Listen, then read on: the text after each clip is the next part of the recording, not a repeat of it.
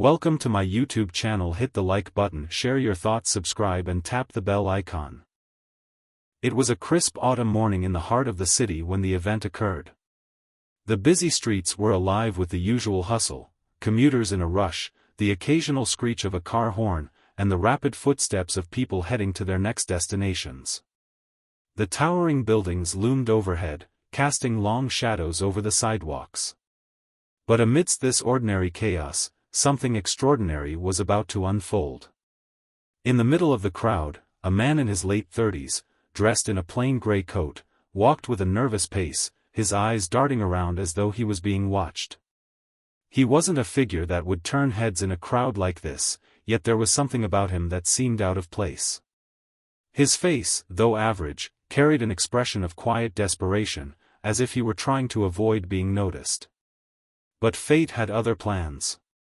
Without any warning, a group of uniformed officers emerged from the crowd, surrounding him. The suddenness of the arrest caught everyone off guard. It happened so fast that by the time the first few bystanders realized what was going on, the man had already been detained. "Hey! What's going on?" a young woman shouted from the crowd, her phone already raised to capture the moment. The officers, seemingly unbothered by the attention, continued their task without a word. They grabbed his arms firmly, pulling him toward a nearby squad car. The man's eyes widened, and his mouth opened in what seemed to be an attempt to speak, but no words came out. His body tensed as though fighting an invisible force, but he didn't resist. He couldn't. The crowd had stopped. People whispered among themselves, exchanging confused glances. Had he done something wrong? What was happening? The police hadn't provided any explanation, nor had they given the man a chance to speak. All they had done was move swiftly, efficiently, and with an eerie calmness. As the officers shoved him into the back seat of the car, his eyes met those of a young boy standing nearby. The boy's gaze was full of confusion, as though trying to understand what was happening to this stranger. For a brief moment, the man's expression softened, but then the car door slammed shut, and the moment was lost. The squad car sped away, leaving behind a trail of questions. The crowd began to murmur, but most simply walked away, not wanting to get involved. It was just another strange incident in the city. People had seen it all before, hadn't they? But something felt different this time. The police station was buzzing with activity when the man arrived.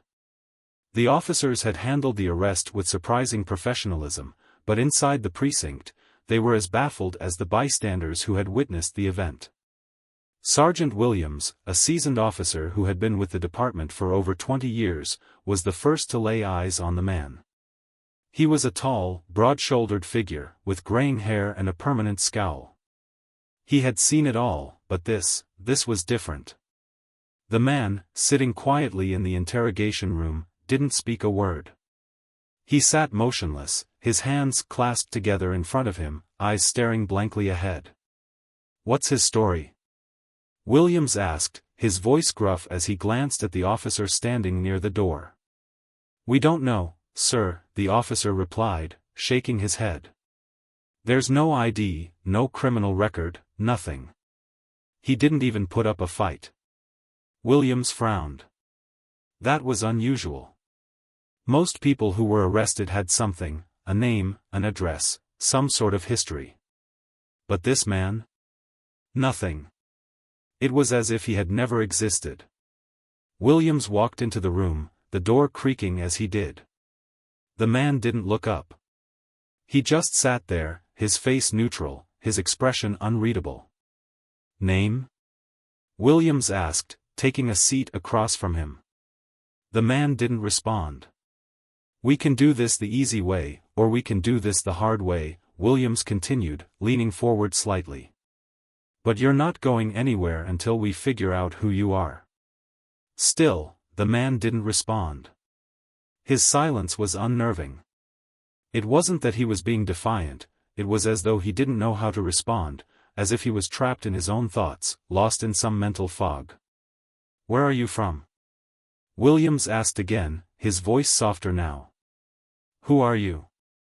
The man's lips parted, but no sound came out. Williams watched as the man's fingers twitched slightly, but still, no words came. It was almost as though he didn't remember who he was. Or worse, maybe he couldn't. A knock on the door interrupted the silence. Williams glanced up as Detective Harris entered the room, her face grave. "We've checked every database," she said, her tone clipped. "There's no record of him anywhere. No fingerprints, no prior arrests. Nothing." Williams rubbed his temple, frustration mounting. "This doesn't make sense. We're missing something here." Harris took a step closer to the man, who still hadn't moved. "What about his face?" she asked. "You think he looks familiar?" Williams studied the man for a moment. There was something about his face, something that tugged at the back of his mind. It wasn't anything particularly striking, but it was familiar. He couldn't place it. "Maybe he's just another nobody," Williams muttered, though he didn't believe it for a second. But if he's nobody, why did he act so damn strange? Before Harris could respond, another officer entered the room with a stack of papers. "Sergeant, we found something." Williams looked up, his interest piqued. "What is it?" The officer handed him a piece of paper. It was a missing persons report, dated nearly a decade ago. The man in the photo looked strikingly similar to the one sitting across from them. It was uncanny. Williams studied the photograph, his mind racing. This can't be right. The guy in this photo is supposed to be dead. Harris raised an eyebrow. "You mean he's been missing for 10 years? "Yeah," Williams muttered. "He was presumed dead. A body was found back then, but it wasn't his." The room fell silent as both officers stared at the photograph and then at the man before them. "Could it be him?" Harris asked, her voice barely above a whisper. Williams didn't answer immediately. The possibilities were overwhelming. If this man was really the person they thought he was, it raised more questions than answers. How had he survived all these years? Why hadn't he come forward sooner? What the hell is going on? Williams muttered. The man in the chair remained still. It was as if he had no idea what they were talking about, or maybe he simply didn't care. His eyes stayed fixed on nothing, his body rigid. It was like he was lost in a world only he could understand. For the first time since the arrest, Williams felt a creeping sense of unease. This wasn't just an ordinary case. There was something far bigger at play here. Something that neither he nor anyone else in this room was prepared for. As the minutes passed, Williams couldn't shake the feeling that they were on the brink of uncovering something monumental. But what? Detective Harris couldn't shake the feeling that something was wrong. Sitting across from the man in the interrogation room, she could sense his unease, a deep, almost imperceptible anxiety that hovered in the air like a storm waiting to break.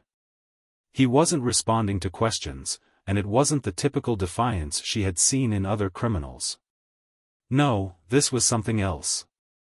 It was as if the man was trapped inside himself, unable or unwilling to confront whatever it was that had brought him to this point. Williams stood at the one-way mirror, watching the scene unfold with growing frustration.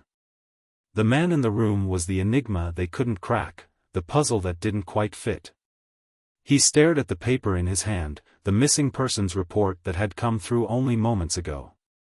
The photo of a young man who, by all accounts, should have been dead for years. Could he really be him? Harris asked, breaking the silence. She stood beside Williams, her eyes fixed on the man in the interrogation room. "I don't know," Williams muttered. He ran a hand through his hair. "Everything about this feels wrong. We've got a dead man's name attached to him, but nothing else lines up. No fingerprints. No criminal record. Not even a basic background check." Harris frowned. "Maybe he's just another case of mistaken identity. There are thousands of people who go missing every year. But this, she paused, looking at the photo again. If it really is him, then what's he been doing all these years? The question hung in the air, unanswered, as they both turned their attention back to the man in the room. His name, what was left of it, was Jonathan Hayes. 10 years ago, he had vanished without a trace, along with his family. They had been presumed dead when a fire consumed their home, leaving behind only ashes and charred remains. But now, here he was, alive and, apparently, without a past. The room was cold. The fluorescent lights overhead buzzed as Harris and William sat down at the table, their eyes locked on the man who had yet to speak. Jonathan Hayes, or whoever he was, remained motionless, his hands still clasped together in front of him. His face was pale, his features indistinct, like someone who had been erased from existence. Williams let out a long sigh. He had been a detective for more than 20 years, and in all that time, he had never encountered a case quite like this. There was no criminal to question, no motive to uncover, and yet everything about this situation felt wrong. The missing persons report, the one from a decade ago, wasn't just any ordinary file. It was tied to an unsolved case, a tragedy that had haunted this city for years. And now, standing before him, was a man who might be connected to that very tragedy. His voice was gravelly as he spoke, "What's your name?"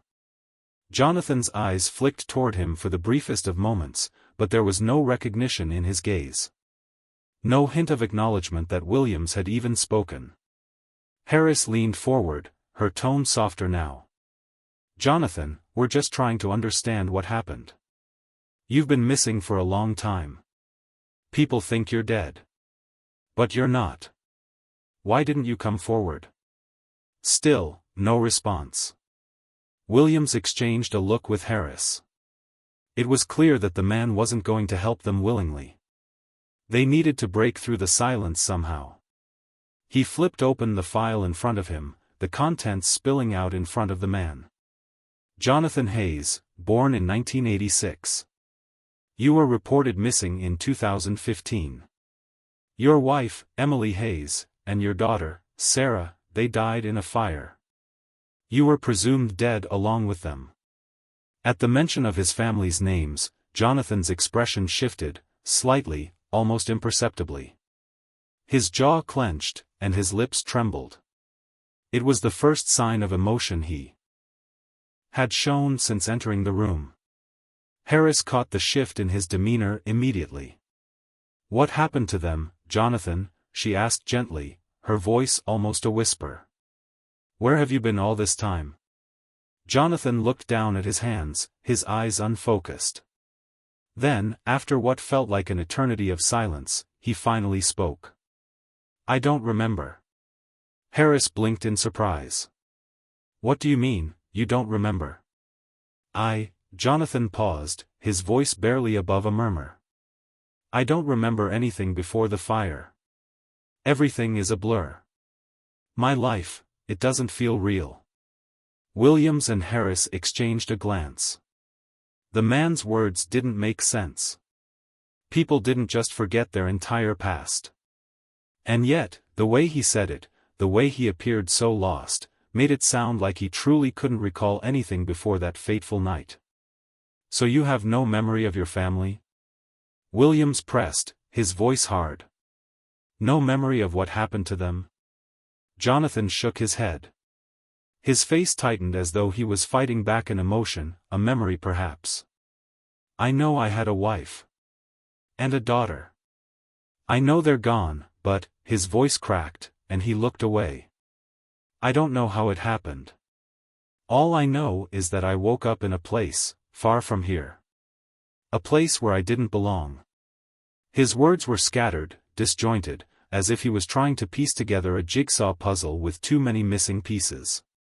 Harris felt a pang of empathy for him, despite the circumstances. She had seen people break before, but never like this. Never with such a hollow look in their eyes. "And what happened after you woke up?" she asked softly, trying to keep her voice neutral. "Where did you go?" Jonathan swallowed hard, his Adam's apple bobbing in his throat. His fingers twitched again, and his body seemed to fold in on itself, as if the memories were too much to bear. "I was in a hospital, or somewhere like it," he said, his voice growing faint. "I was told I had been burned. But I couldn't remember how. No one knew who I was. I had no identification.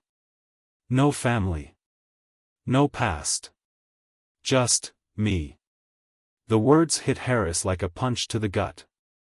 His confusion, his complete lack of memory, it all made sense, in a way. But it didn't explain how he had disappeared for 10 years. How had he been living without anyone recognizing him? Without any trace of his existence? Williams's frustration began to build again. "But why didn't you come forward? You had the chance to reconnect with your family, your friends, anyone. Why hide?" Jonathan's expression twisted into something unreadable. His eyes flashed with a hint of fear, but it was gone as quickly as it came. He leaned back in his chair and rubbed his temples, as if trying to ward off a headache. "I didn't know who I was," he said quietly. "I thought I was someone else. And when I started to remember things, they weren't the memories I should have had. I remember being someone else entirely." Harris felt a chill run down her spine. "Someone else?" she echoed. "Who?" But Jonathan didn't answer. He closed his eyes, as if retreating further into his own mind. The hours passed in a blur of questions and silence. Every time Williams or Harris tried to dig deeper, Jonathan's answers grew more fragmented. His mind seemed like a maze, with no clear path out. And yet, one thing remained constant: his fear. It was raw, palpable, something that lingered in the air around him like a heavy fog. Just as the sun began to dip below the horizon, casting long shadows across the interrogation room, a breakthrough came from an unexpected source. A young officer entered, holding a file with a look of urgency in his eyes.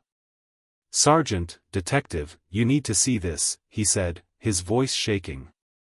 Williams and Harris stood immediately. They followed him into the briefing room, where the officer handed them the file. Inside, there was a stack of photographs, taken just hours ago, showing a series of security camera footage from a nearby train station. The footage showed Jonathan, or someone who looked exactly like him, boarding a train late at night. His face was obscured by a hood, but the mannerisms, the way he moved, the way he carried himself, it was unmistakable. And the train station, the route he had taken, all led back to a small, remote town on the outskirts of the city. "What the hell is this?" Williams muttered, his eyes scanning the photos. Harris felt a sense of dread creep into her chest. "He's been running, but from what?" The sound of the ticking clock echoed through the briefing room, louder than the whispers of those around. Sergeant Williams sat hunched over a desk, flipping through the stack of photos with increasing disbelief. Each one showed Jonathan Hayes, or someone who resembled him, boarding a train to a remote part of the city, far away from any familiar places. The images were clear, but they didn't answer the questions that were building in Williams' mind. They only added more layers to the mystery. "What's he running from?" Harris asked, her voice tense, as she stood beside him, eyes glued to the grainy images of Jonathan's movement. "I don't know," Williams muttered, rubbing his temple. "But it doesn't look like he's just running from the law. It looks like he's trying to get away from something, or someone." They were interrupted by a knock on the door. A younger officer poked his head in, looking unusually nervous. "Sergeant, detective, we've got something you might want to see." Williams gestured for him to come in. The officer entered, holding a folder thick with paperwork, his hands trembling slightly. "We just ran the train ticket he bought, found it under an alias." Williams leaned forward, already sensing the weight of the revelation. "What alias?" The officer hesitated before flipping the folder open and laying out a series of printed documents on the table. The name he used was Michael Carter. Harris blinked, her confusion evident. "Michael Carter? Why would he be using a false name? We're not sure yet, the officer replied. But we did a deep dive on it. The name Michael Carter comes up in some very interesting places. William stared at the documents, his fingers brushing over them. The name Michael Carter wasn't just a random alias. There were connections, shadowy ones, buried deep within the system. The name had been associated with a high-profile case years ago, involving a series of corporate scandals. But it didn't make sense. If Jonathan Hayes had been someone else this entire time, why had he erased his identity so thoroughly? Get me everything you can on Michael Carter. I need to know why he's connected to Jonathan Hayes, William said, his voice sharp. As the officer hurried to leave, Harris turned back to the stack of photos. She studied them closely. There was something unsettling about Jonathan's eyes in these images. They weren't the eyes of someone who had simply been living under the radar. They were eyes filled with recognition, like someone who had seen things that no one else could understand. Something had been done to him. Why won't he tell us anything? Harris asked, her frustration mounting. He's clearly hiding something. It's not just the memory loss. There's more to it. Williams looked over at her, his face grim. He's scared, Harris. That much is clear. He's not just running from the law, and he's not just hiding from us. Whatever happened to him before that fire 10 years ago, it's still controlling him. Hours passed, and the investigation took on a darker tone. The deeper they dug, the more elusive the truth became. Jonathan, now known as Michael Carter in the system, had been living in plain sight for years, untraceable, hidden behind layers of false identities, but his past never truly left him. He was a ghost. Meanwhile, Jonathan himself remained in the interrogation room, sitting as if in a trance. His mind, fragmented and broken, had given up its secrets piece by piece, but only in small, painful bursts. He hadn't spoken much since the last interview, and though his silence spoke volumes, it did nothing to help them uncover the truth. The detective and the sergeant were left grasping at straws. Harris sat down across from Jonathan, trying once again to make a connection. She leaned in, her tone softer this time, almost compassionate. Jonathan, or Michael, whatever you want to call yourself, we need to help you. You can't keep running from this. His eyes flickered to hers for a moment, then away. His lips parted slightly, but no words came. It was like he was wrestling with himself, fighting an internal battle that no one could see. I'm not running, he said hoarsely, his voice low. I don't know what you want from me. Harris swallowed, trying to understand. We want the truth. Where were you for the last 10 years? What happened to you? Why did you disappear? And who are you really? Jonathan's fingers trembled slightly, his face pale as he looked down at his hands again. He seemed to be lost in thought, a distant look in his eyes. After a long silence, he spoke again, his voice barely a whisper. I'm not who you think I am, he said, the words heavy with sorrow. I'm not Jonathan Hayes. I wasn't even supposed to be him. Harris's breath caught in her throat. This was the first time he had spoken about it directly, the first time he had hinted at the truth. Her eyes searched his face, trying to see any hint of deception, but all she saw was a man broken by years of lies and pain. Who are you, then? Williams asked, his voice more forceful this time. He needed answers, and he wasn't about to wait any longer. I don't know, Jonathan said, shaking his head slowly. But I'm not Michael Carter either. I was forced into becoming someone else. They made me forget everything. They made me forget who I really was. His words were jumbled, his sentences incomplete, but there was something in the way he spoke, an urgency, a truth he couldn't escape. Harris could feel the gravity of his words pressing down on them both. You're saying someone did this to you? She asked, leaning forward, her voice soft but full of disbelief. Jonathan's eyes flickered with fear, but he nodded. Yes. Someone erased me. My life, my memories, everything. They wanted me to be someone else, to hide in plain sight. And when I tried to fight back, they burned everything. He was speaking in fragments, but the pieces of the puzzle were beginning to fit together.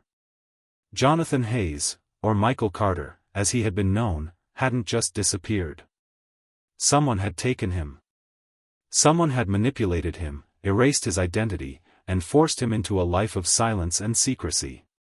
The next morning, as the investigation continued, they began to uncover more unsettling truths.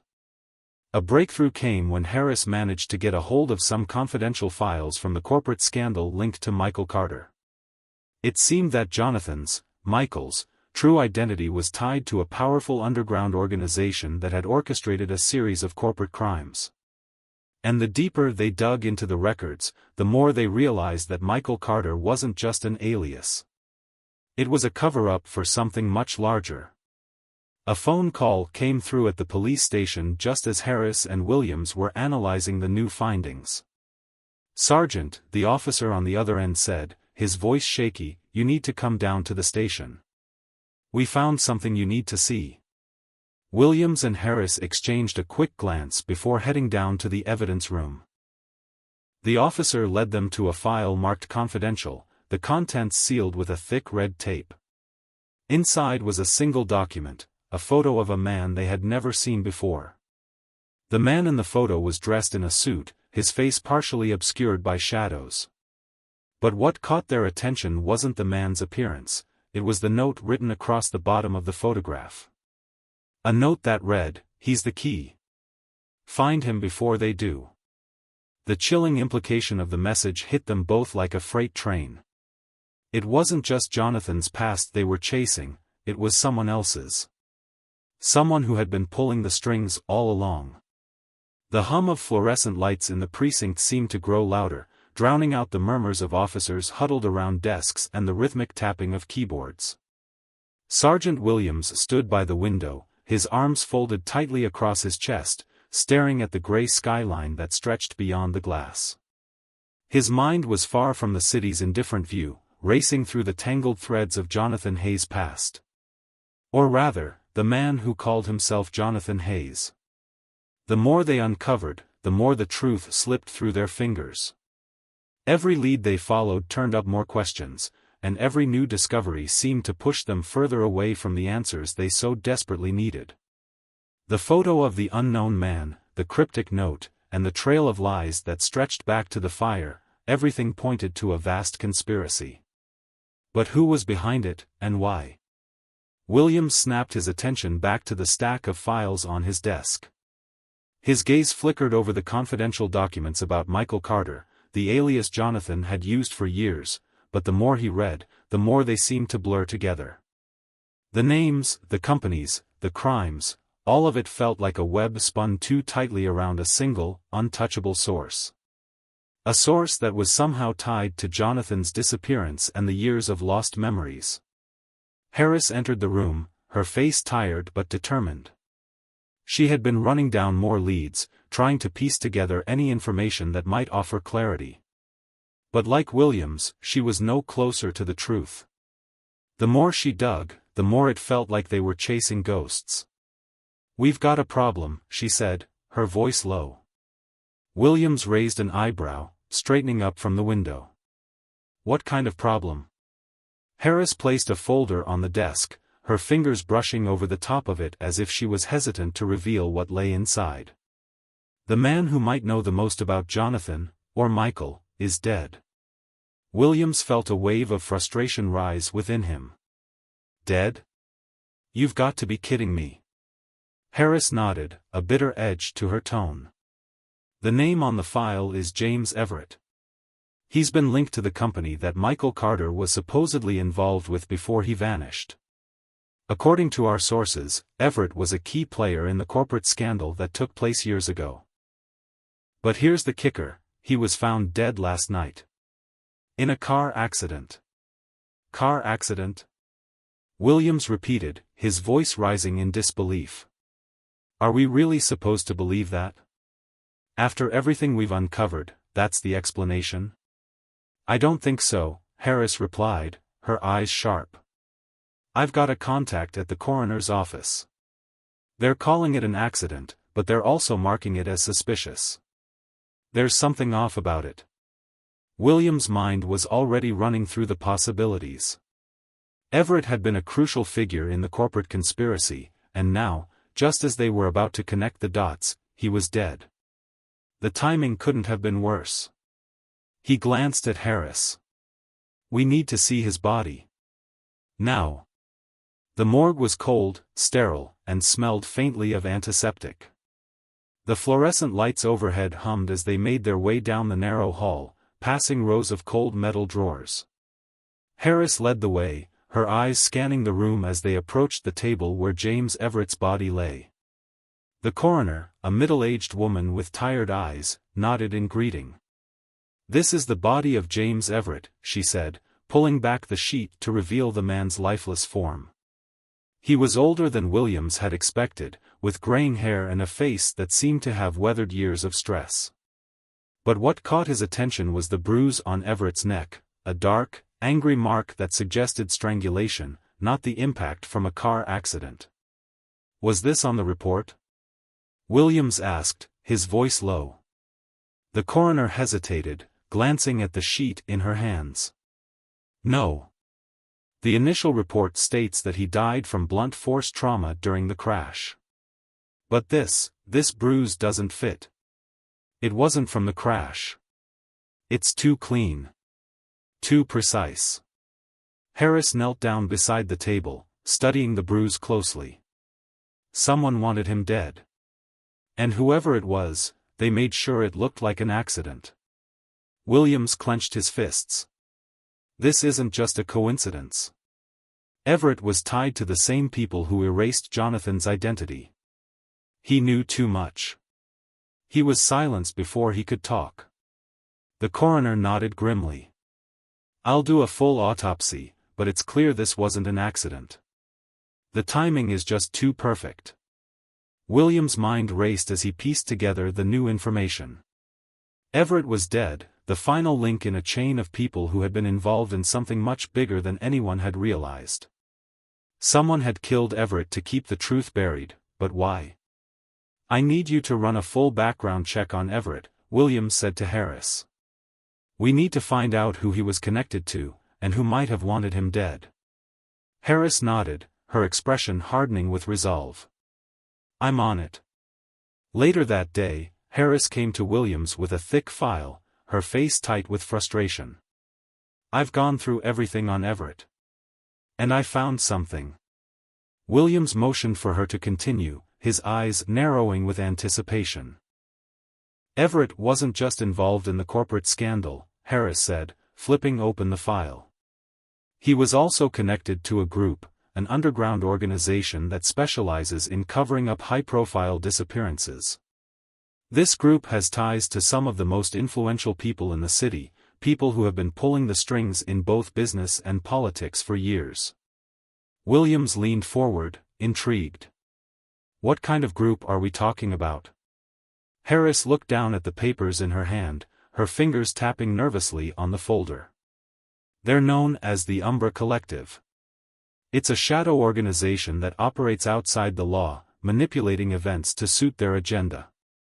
Everett was one of their key members, and from what I can gather, they were responsible for the disappearance of several people over the years, including Jonathan Hayes. Williams felt a chill run down his spine. So, this wasn't just a case of memory loss and confusion. Jonathan was a pawn in something far bigger. And now, he's in danger. Harris nodded, her eyes hardening. If Jonathan knows something about the Umbra Collective, if he remembers anything that could expose them, they'll come after him. They've already silenced Everett. He's next. Back at the station, the tension was palpable. Harris and Williams knew they were running out of time. Every moment they spent digging into the past seemed to bring them closer to the dangerous people who wanted to keep the truth buried. And Jonathan, the man they had thought was a victim, was now caught in the middle of a deadly game. They needed to find him. Before the Umbra Collective did. Hours later, after a frantic search, they finally tracked Jonathan down to a small, run-down motel on the outskirts of town. The place was quiet, its neon sign flickering in the early evening darkness. Harris and Williams approached cautiously, their hands resting on their weapons, ready for anything. They found Jonathan in room 13, sitting by the window, staring out at the empty parking lot. His face was drawn, his eyes sunken, and he looked as though he hadn't slept in days. "Jonathan," Harris called softly as she stepped inside, her eyes scanning the room for any signs of danger. "We need to talk." Jonathan's head snapped up at the sound of her voice. For a moment, his eyes were wild, filled with a fear so raw it was almost palpable. Then, slowly, he stood up, his hands trembling.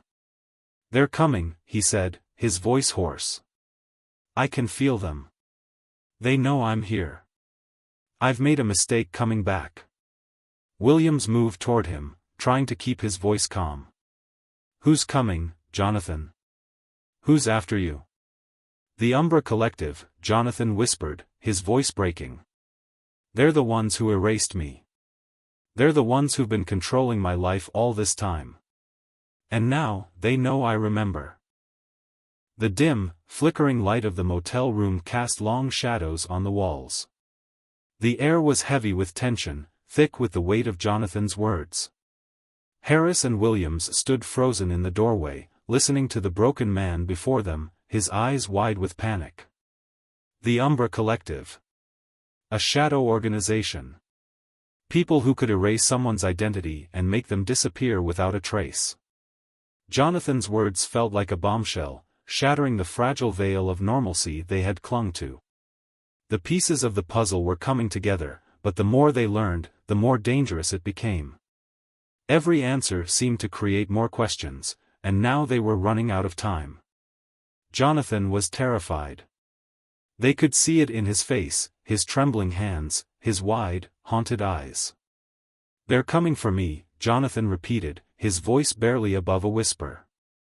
"I don't know how much time we have." Harris stepped into the room, her face set in determination. "We're not going to let them get to you, Jonathan. We're going to stop them. But we need your help. We need to know everything you remember about them." Jonathan shook his head, his eyes unfocused as though the mere thought of the Umbra Collective made him withdraw into himself. "It's not enough. You can't stop them. They're too powerful. They control everything. If they wanted me dead, would be already. But they want me alive, because I know too much." Williams exchanged a glance with Harris. There was something in Jonathan's words that rang true.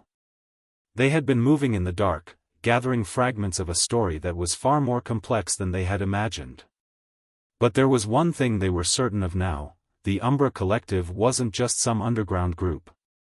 They were the puppet masters, pulling the strings behind a network of corruption and crime.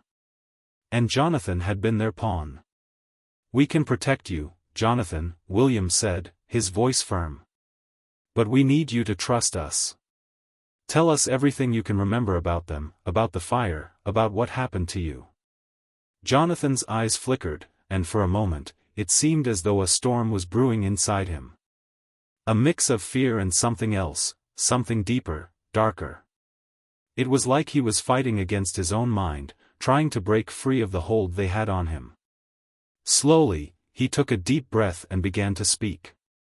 "I don't remember everything," Jonathan said, his voice cracking. "But I remember bits and pieces. I remember the fire. It was supposed to destroy me, erase me completely. They made it look like an accident, but it wasn't. They set it up. They were trying to kill me.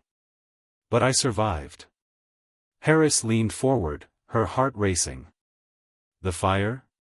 How did you survive?"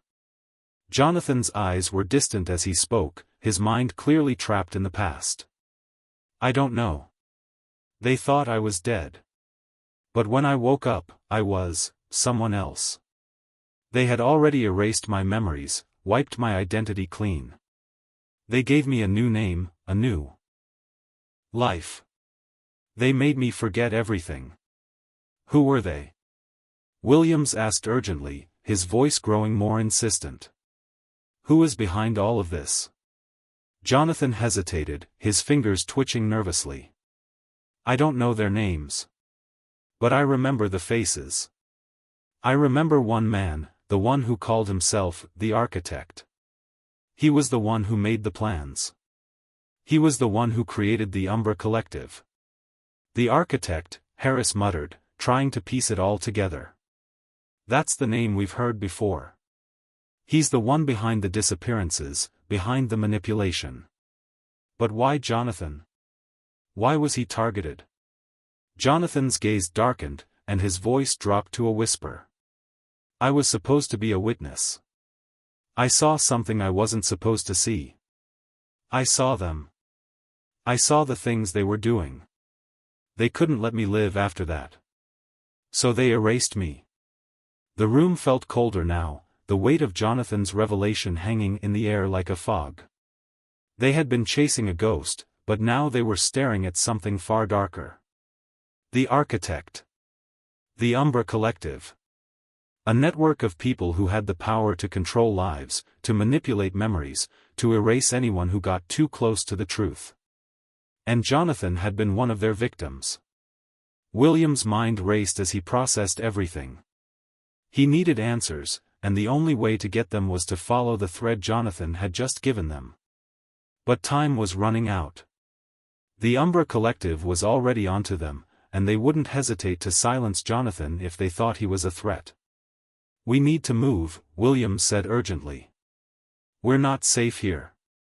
They're going to come for him, and we need to get him somewhere secure. Harris nodded, her expression hardening. We need to find out everything we can about the architect. He's the key to this whole thing. If we can bring him down, we can destroy the Umbra Collective. The drive back to the station was tense, the silence between them thick with anticipation. Every shadow felt like a threat. Every passing car seemed to be a potential danger. Harris's hands gripped the wheel tightly, her knuckles white as she focused on the road. William sat in the back seat, his thoughts spinning, trying to make sense of the pieces they had just uncovered. Jonathan, sitting in the passenger seat, was quiet, lost in his own thoughts. He had grown more withdrawn since their conversation, and Williams couldn't help but feel a twinge of sympathy for him. He had been a victim, a pawn in a game much larger than he could comprehend. But now, he was caught in the crossfire, and the only way out was to face the truth, no matter how terrifying it might be. When they reached the station, Harris made a beeline for the back office, where she had already arranged for an undercover team to help protect Jonathan. They had to act fast. The Umbra Collective was powerful, and if they wanted to protect Jonathan, they couldn't afford to waste any time. Harris pulled up a series of encrypted files on her computer, her fingers flying over the keyboard as she searched for information on the architect. William stood beside her, watching as the screen flickered with a series of coded documents, each one more secure than the last. We're not going to find anything out in the open, Harris muttered, her frustration mounting. The architect is too careful. He's hidden his tracks well. Williams nodded grimly. Then we go deeper. We find the people who worked with him. We follow the money, the power. We track down anyone who's been connected to him and start asking questions. But as the words left his mouth, the phone rang, cutting through the tension in the room like a knife. Harris picked it up, her eyes narrowing as she listened. What is it? Williams asked, sensing the shift in her posture. It's bad, Harris said, her voice tight. We just got a tip. The Umbra Collective is already here. They've found us. William's heart skipped a beat. Where? Outside, Harris replied, her voice dropping to a whisper. We've got maybe 5 minutes. We need to move. Now. The next few minutes passed in a blur of movement. Officers scrambled to secure the building, barricading exits and preparing for the worst. Harris and Williams moved quickly, ushering Jonathan into a back room where they could keep him out of sight. The walls felt thin, and the sound of boots pounding through the hallways seemed to echo in their ears. "I don't know how they found us," Williams said, his voice steady despite the panic that simmered beneath the surface. "But they did. We can't stay here." Harris's mind raced. She had been in situations like this before, but nothing this dangerous. They had no idea how far the Umbra collective's reach truly extended. They were walking into the lion's den, and if they weren't careful, they might never walk out. "We need to get Jonathan out of here," Harris said, her voice sharp. "Now. They'll be coming for him, and we don't have a lot of time." Just as they began to move toward the exit, the door crashed open with a deafening bang. The room erupted in chaos. Men in dark suits stormed inside, their faces hidden behind masks, their guns drawn. Williams reacted first, shoving Jonathan toward the back door. "Go," he shouted, his voice booming through the chaos. "Get out of here." The sounds of chaos filled the air, the sharp, urgent commands of masked figures, the crash of furniture hitting the ground, and the unmistakable hum of danger pressing down on the small office. Williams acted without hesitation. His instincts, honed from years of dangerous assignments, kicked into high gear. His hand grasped Jonathan's wrist, pulling him toward the back door with a firm tug. "Move, now!" Williams barked, pushing Jonathan forward with the force of desperation. The air felt like it was thickening, suffocating them with each step they took. The floor beneath them seemed to pulse with every echo of booted feet. Harris, always the steady one, sprinted ahead, her eyes scanning the hallways, calculating their next move. She had no idea how many of them were out there, but she wasn't about to let Jonathan fall into their hands. "I'll hold them off," Williams said, turning his head just long enough to meet Harris's gaze. His face was grim, a silent promise in his eyes. They had no time to argue. Harris hesitated, but only for a second. She trusted him implicitly, and in that instant, she made a split-second decision. "Get him out." "I'll be right behind you," she ordered, her voice hard with resolve. Williams nodded, understanding the gravity of the situation. He knew he wasn't just fighting to protect Jonathan now. He was fighting for something much bigger, the truth. They couldn't afford to let the Umbra Collective win. Not now, not after everything they had uncovered. This was the moment they had been building toward, and it was slipping through their fingers like sand. He pushed Jonathan out the door and into the dark alley behind the station. The cold night air hit them like a slap to the face. Jonathan staggered, disoriented by the sudden shift from the chaos inside to the relative stillness outside.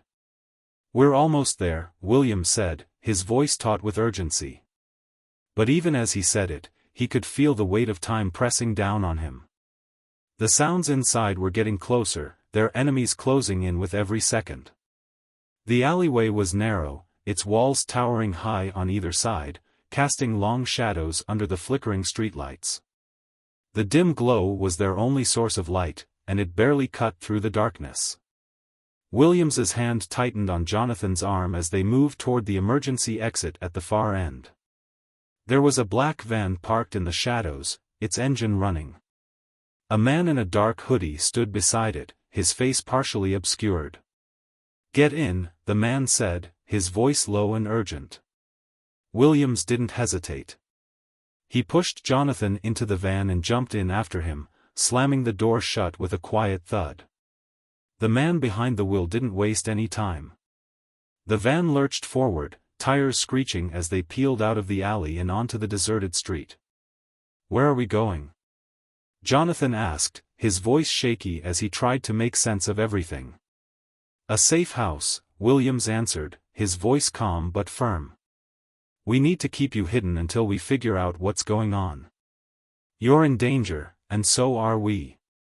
Jonathan's eyes flickered toward the rearview mirror, and for the first time, Williams saw the fear there, real, raw, and unfiltered. I don't understand, Jonathan muttered, his voice cracking. What do they want with me? Why are they after me? Williams turned his head toward the window, his mind racing. He could hear the sirens now, wailing in the distance, drawing nearer with every passing second. It wouldn't be long before the Umbra Collective knew they were gone. It didn't matter where they went, they would find them eventually. The question was, could they outrun them long enough to uncover the truth? I don't know everything, Williams admitted, his voice tight. But I know this, they can't erase you, Jonathan.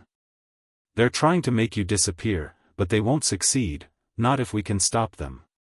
Jonathan turned away from the window, his face pale in the dim light. I was supposed to be dead.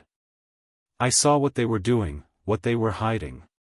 But then they tried to make me forget it all, to make me disappear. They thought they could erase me, but they can't. Williams was quiet for a moment, his mind sorting through the mess of thoughts swirling inside his head. He knew Jonathan's pain. He understood the fear that gripped him, but the truth was far more twisted than either of them could have imagined. We're not just fighting to save you, Williams said slowly. We're fighting to expose them. The Umbra Collective. Whoever they are, whatever they're hiding, it's bigger than just you. The van raced through the empty streets, weaving through intersections, always staying one step ahead of the unknown pursuers who would surely be trailing them. Williams was alert, eyes darting over the surroundings, watching for anything that might hint at danger. They couldn't afford to get too comfortable. Not now. Not when they were so close. As they neared the outskirts of the city, the lights of downtown faded behind them, swallowed up by the darkness of the rural roads ahead. The van's headlights cut through the night, illuminating a lonely stretch of highway.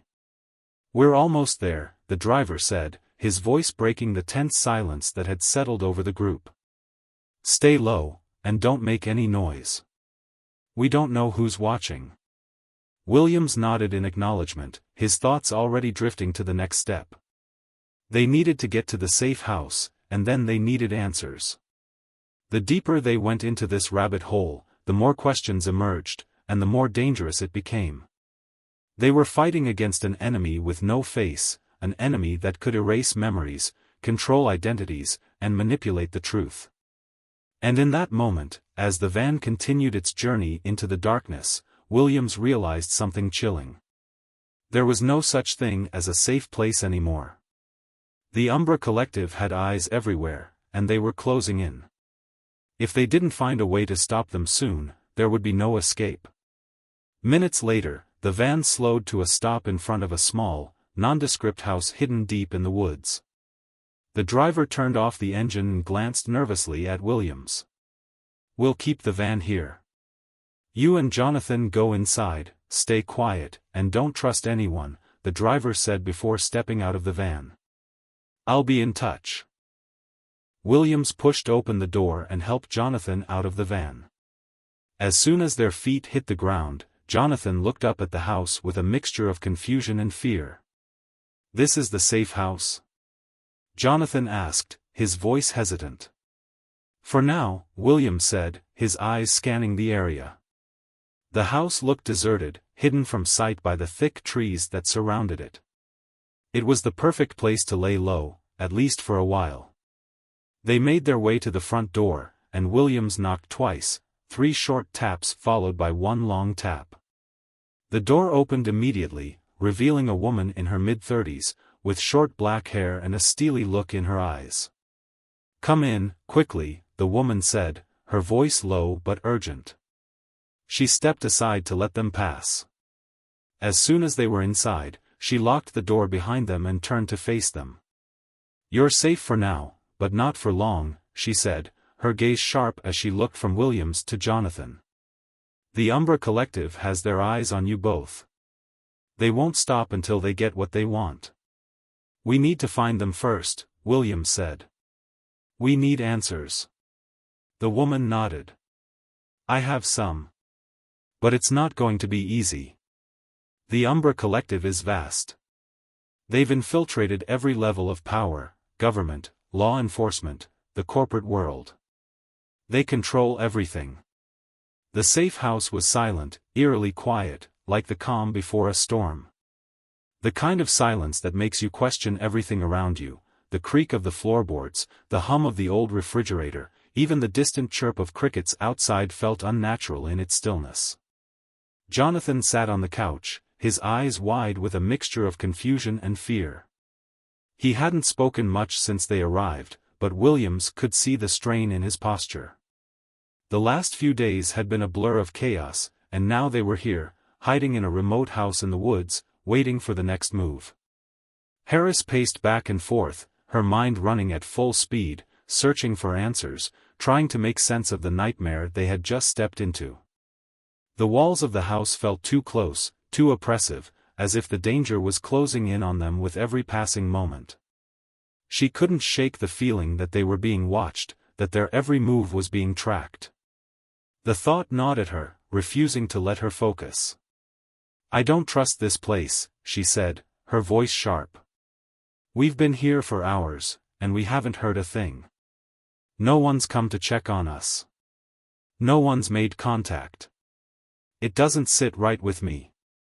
Williams nodded in agreement, though he wasn't about to let his guard down. "We don't know who to trust anymore," he said quietly. "But we need answers. This place is secure for now. Let's focus on what we can control. We need to figure out who's behind all of this, the Umbra Collective, the architect, and what they really want." Jonathan's voice broke the tense silence. "I don't know what they want from me. I've been trying to remember everything, but it's like my brain's been locked away. I can't see the whole picture." Williams glanced over at Jonathan. The man was a puzzle, pieces missing, a broken mirror trying to piece itself together. He had been through hell. His life had been stolen from him, his memories erased, and now he was a man on the run, haunted by his past. "You're not alone in this," Williams said, his tone firm but reassuring. "We're going to figure this out together." Harris stopped pacing, her eyes narrowing in thought. "The architect, that's the key. We need to know who he is, what he's done. But we've got nothing. All we have is a name and the fact that he's the mastermind behind the Umbra Collective." "I remember him," Jonathan said, his voice barely above a whisper. "I remember seeing his face before the fire, but it's all a blur. He was the one who made the decisions. He was the one who," he trailed off, his face contorting with frustration. "Why can't I remember?" Harris knelt down beside him, her hand on his shoulder. "Because they did this to you, Jonathan. They erased your memories, made you forget. But we'll get them back. We'll find a way." Williams walked over to the window, peering through the blinds, his eyes scanning the darkened street. "We don't have much time. They're out there, and they won't stop until they find us. We need to move, figure out where the architect is hiding, and get to him before he comes to us." Jonathan's eyes flickered with a mix of fear and desperation. "What if they're already here? What if they're watching us right now?" "We won't let them get to you," Harris said, her voice steady. "But we need to be careful. The Umbra Collective has eyes everywhere. They could be in the room with us right now, listening to every word we say." There was a knock at the door. The sound was sharp, deliberate, a signal that couldn't be ignored. Harris's heart skipped a beat, and Williams's hand instinctively went to his sidearm, though he quickly thought better of it. A quick draw would only make things worse. They needed to be strategic, calm. "Who is it?" Harris called out, her voice carefully neutral. "It's me," came a muffled voice from the other side. "Mason. Mason. The driver who had helped them escape earlier." Williams exchanged a quick glance with Harris before nodding. He motioned for Jonathan to stay behind as he moved toward the door. The situation had become more fragile by the minute, and the last thing they needed was a surprise. He opened the door to reveal Mason, standing in the doorway with a grim expression on his face. "We've got a problem," he said without preamble. "Not now," Williams said, stepping aside to let Mason in. "We don't have time for distractions." "This isn't a distraction," Mason said. "They've found the safe house. I don't know how, but they're coming. They've got people, plenty of them, and they're closing in. We don't have long." Harris's eyes shot wide open as she processed the words. "How the hell did they find us so quickly?" "I don't know," Mason said, shaking his head. "But they're coming. We have maybe 10 minutes before they're on us." Williams turned to Jonathan, whose face had gone pale. "We're not giving up on you," he said, his voice firm. "We're getting out of here." I can't," Jonathan stammered, his panic rising. "I don't know where to go. They'll find me." "We don't have a choice," Williams said. "You're not the only one they're after now. They want all of us. And if we're going to have a chance to stop them, we need to get to the architect. We need to know who he is and where he's hiding." Mason's expression hardened. "We don't have time for that. We have to move, now." Jonathan looked between them, his chest heaving with shallow breaths. "I don't want to die," he whispered, his voice cracking. "You're not going to die," Harris said firmly, her gaze meeting his. "We're going to get you out of this. Trust us." But even as the words left her mouth, she knew they couldn't afford to wait much longer. The clock was ticking, and the walls were closing in. They didn't have much of a plan. With the Umbra Collective closing in on their position, every move they made had to be swift and decisive. Mason led them through the back door of the safe house, into a small, wooded area that provided some cover. But even the trees couldn't protect them for long.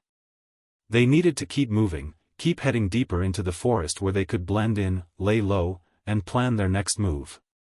As they made their way through the woods, Williams could feel the tension mounting. The hunt was on, and it was only a matter of time before the Umbra Collective descended upon them with everything they had. He couldn't help but wonder just how far their reach extended. How many people were in their pockets? How many of them were watching, waiting for the right moment to strike? They reached a small clearing, and Mason quickly checked the perimeter. "We've got a minute," he said, his voice tight. "Get ready." Harris pulled out her phone, quickly checking the encrypted files they had obtained earlier. They needed to find anything that could point them to the architect, anything that would give them the edge they desperately needed. "We're running out of time," Williams said, his eyes scanning the woods. He could feel the hairs on the back of his neck standing on end. It was too quiet. Too still. They were being tracked, he was certain of it. The snap of a twig broke the silence. "Move!" Williams shouted, his voice a harsh command. Mason dove behind a nearby tree, pulling Jonathan down with him. Harris quickly followed, her body pressed low to the ground. Williams was already moving, staying in the shadows, his senses heightened. The hunt was on, and they were the prey. The Umbra Collective had found them. The night was alive with a quiet sort of menace. The rustling of the trees and the soft crunch of dead leaves underfoot were the only sounds breaking the stillness. The team had been moving through the woods for what felt like hours, their steps quick, purposeful, but measured. The Umbra Collective had found their trail, and they were closing in fast. Every minute, every second, felt like it could be their last. Williams's mind was racing. They had barely escaped the safe house, and now they were forced to navigate the dense forest, relying on the cover of darkness to keep them hidden. But even in the deep shadows, the pressure was mounting. Every snap of a twig, every shift in the wind, made them jump, wondering if they were being tracked, if the hunters had become the hunted. As they reached a small clearing, Williams held up his hand, signaling for the group to stop. He crouched low, scanning their surroundings. His instincts, honed over years of covert operations, told him something wasn't right. There was a feeling in the air, a sense of impending danger, and he couldn't shake it. "Stay sharp," he whispered, his voice barely audible. "We're not alone." Jonathan, still recovering from the shock of everything, looked around nervously. "What do you mean?" "We're just in the woods." Harris, always the pragmatic one, peered into the darkness, her eyes narrowing. "They're close. I can feel it." Mason, who had been leading the way, turned back to face them. "I agree. We need to keep moving." Williams didn't argue. They had no time to waste. Every second spent standing still was a second that the Umbra Collective could use to find them. But even as they moved, Williams's mind kept circling back to one thing: the architect. They had no idea where he was, but if they could find him, they could finally uncover the truth. It was the only lead they had left. Hours later, the group found shelter in an abandoned cabin deep in the forest. The windows were boarded up, and the walls were damp, covered in mildew. It was a far cry from comfort, but it was hidden enough to give them a brief respite. The door was locked and bolted from the inside, and the only way out was through the back, which was overgrown with thick vines. "We'll rest here for a bit," William said, his voice low. "But not for long. The longer we stay, the more likely they'll find us." Jonathan sat down against the wall, his face drawn with exhaustion. He hadn't said much since they fled the safe house, but it was clear he was struggling to process everything. His entire life had been turned upside down, and now, he was running for it. "I don't understand why they're doing this," Jonathan said, his voice cracked with emotion. "What did I do? Why me?" Harris sighed, sitting down next to him. "It's not about what you did, Jonathan. It's about what you know, or rather, what you saw. You saw something you weren't supposed to. And now, they want to make sure you never remember it." "But why?" Jonathan asked, desperation creeping into his tone. "Why do they need me to forget? What's so important?" Williams, who had been pacing the room, stopped and looked directly at Jonathan. "That's what we're trying to figure out. The architect is the key. He's the one pulling the strings, and he's the one who erased your memories. If we can find him, we can figure out what's really going on." "We will find him," Harris added, her voice firm. "But we need to stay focused. We can't afford to get distracted." Williams nodded, but the weight of their situation was starting to sink in. Time was running out. The Umbra Collective was relentless. They had eyes everywhere, and every step they took seemed to lead them deeper into their grasp. Mason broke the silence. "I've been in contact with some people. There's a place, a secure location, we can go to. It's the best chance we have of getting answers." Williams raised an eyebrow. "Who are these people?" "People who don't like the Umbra Collective.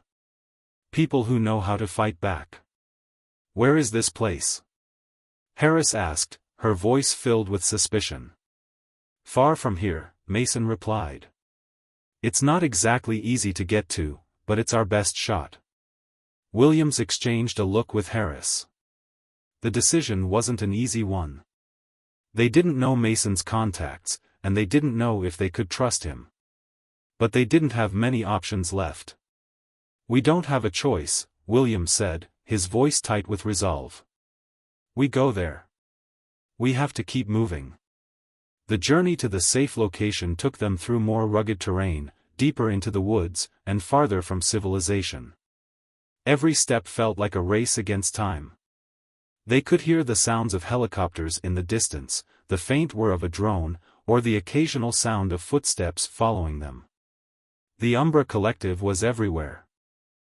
But Mason kept leading them, always moving forward, always with a plan. The hours dragged on, and soon the sun began to rise, casting an eerie light over the forest. They hadn't slept. They couldn't afford to. As they neared a clearing, the outline of a small building came into view. It was old, weathered, and barely visible from the road. Mason motioned for them to keep quiet as they approached. The building was surrounded by trees, blending into the forest as if it had always been there. "Stay low," Mason whispered, as they crept up to the building. Williams's senses were on high alert as they reached the door. The building looked abandoned, but something about it didn't feel right. It felt too much like a trap. His instincts told him that something was off, but they had come too far to turn back now. Mason knocked on the door, 3 short taps followed by one long one. After a few tense moments, the door creaked open, revealing a man in his late 50s, his face lined with age and experience. "You made it," the man said in a gravelly voice. "Come in, quickly." They filed into the building, their footsteps echoing in the dimly lit hallway. The man, who introduced himself as Thomas, led them down a narrow corridor into a small, secure room. The walls were covered with maps, photos, and documents pinned with red strings, a spider web of connections, names, and dates. "You're safe here for now," Thomas said, locking the door behind them. "But we need to act fast. The Umbra Collective is closing in on you, and the longer you stay here, the more likely it is they'll find you." Jonathan looked around, his eyes wide as he took in the room. "What is all this?" he asked, his voice filled with awe and confusion. "This is the information we've gathered on the Umbra Collective," Thomas explained. "And you, Jonathan, are the key to it all. They've been watching you, tracking your every move. And if we don't stop them now, it's only a matter of time before they get to you." William stepped forward, his gaze hard. "We need to know everything. What is the Umbra Collective? And what do they want with Jonathan?" Thomas's face darkened. "The Umbra Collective is an underground organization, far more powerful and far-reaching than you can imagine. They've infiltrated governments, corporations, the media, everything. And they have the ability to control people, to make them forget, to rewrite their memories." "Why Jonathan?" Williams asked. "What makes him so important?" Thomas took a deep breath, his expression grim. "Because Jonathan saw something he wasn't supposed to see. He's the key to bringing them down. And the only way to stop them is to make sure he remembers what they erased." "But how?" Jonathan whispered, his voice barely audible. "How do I remember?" "We're going to have to dig into your past," Thomas said. "The truth is locked inside your mind. And if we can unlock it, we can stop the Umbra Collective once and for all." The room was silent. The weight of everything they had been through, everything they had learned, was pressing down on them. Jonathan sat in the chair in the center of the small, dimly lit room, his hands shaking as he stared at the papers scattered across the table. The maps, the photographs, the notes, everything pointed to one thing: the architect. The mastermind behind the Umbra Collective, the one who had orchestrated the memory manipulation, the deception, and the terror that had turned Jonathan's life upside down. For days, they had been on the run, trying to piece together the puzzle of his life. Now, they were finally at the edge of a revelation that could bring everything crashing down. William stood at the door, his back against the frame, arms crossed. He had been quiet for a while now, watching as Jonathan struggled to connect the dots. He knew the pressure was mounting. They were running out of time. Harris, who had been quietly observing, finally spoke. "You're close, Jonathan. I can see it. You're remembering something. Something important." Jonathan closed his eyes, taking a deep breath. "I don't know if I can do this. I don't know if I can face it." "You have to," William said, his voice steady. "We don't have a choice. The Umbra Collective isn't just a threat to you, it's a threat to everyone. If we don't stop them now, they'll keep going. They'll keep erasing people's memories, controlling their lives. We need to know the truth." "I can feel it, though," Jonathan whispered, his voice barely audible. "I remember something. But it's blurry. Like a dream I can't wake up from." That's how it starts, Harris said softly. You have to push through. Trust yourself. Remember what they took from you. Jonathan's hands gripped the edge of the table, his knuckles turning white. He closed his eyes again, trying to focus. The memories, the flashes, the faces, they were all starting to come back. He could see a figure, a tall man with dark eyes, standing in front of him. A voice echoed in his mind, cold and calculating, a voice that had haunted him for what felt like forever. You don't know anything, Jonathan. You don't know what you're dealing with. His heart pounded in his chest as the pieces of the puzzle clicked together. The voice, the face, it was him. The architect. His name, Jonathan said, his voice trembling. His name is Elias. Elias Kovacs. The room went deathly quiet. The name hung in the air like a dark cloud, heavy and foreboding. Kovacs? Harris repeated, her voice sharp. Are you sure? Jonathan nodded, his eyes still closed. I remember. I remember him. He was there. He was the one who erased my memories. He's the one who. Before Jonathan could finish, the door to the room slammed open. Williams was already moving, instinctively pulling Jonathan to his feet and pushing him toward the back of the room. They're here, Williams muttered, his voice urgent. We need to move. Now. The sound of footsteps echoed down the corridor outside, heavy and deliberate. The Umbra Collective had found them. They had no time to waste. They had to get out. Mason rushed into the room, his face grim. They're coming. We don't have long. The safe house is compromised. Williams looked at Harris, then Jonathan. We need to go. Now. Jonathan's mind was racing, his heart hammering in his chest. He had finally remembered, finally unlocked the key to the mystery. But now wasn't the time to dwell on it. They were still in danger. The group moved quickly, their steps swift and silent as they made their way through the building. The walls felt like they were closing in, the pressure mounting with every passing second. They had come so close, but now it was all on the line. The Umbra Collective would stop at nothing to silence them, to keep them from uncovering the truth. As they reached the back exit, Mason held up a hand, signaling for them to stop. There's a truck waiting outside.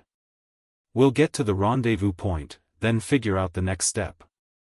Williams nodded, but his mind was already working.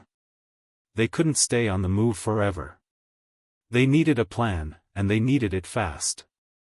Elias Kovacs was out there, and he wasn't going to rest until they were all dead or captured. Go, Williams said, pushing the door open. The cold night air hit them like a wall as they stepped outside, but it was a welcome relief. They were finally out of the building, but the danger was far from over. The truck was parked a few yards away, hidden behind a grove of trees. Mason had already started the engine, and as they piled in, he slammed the truck into gear.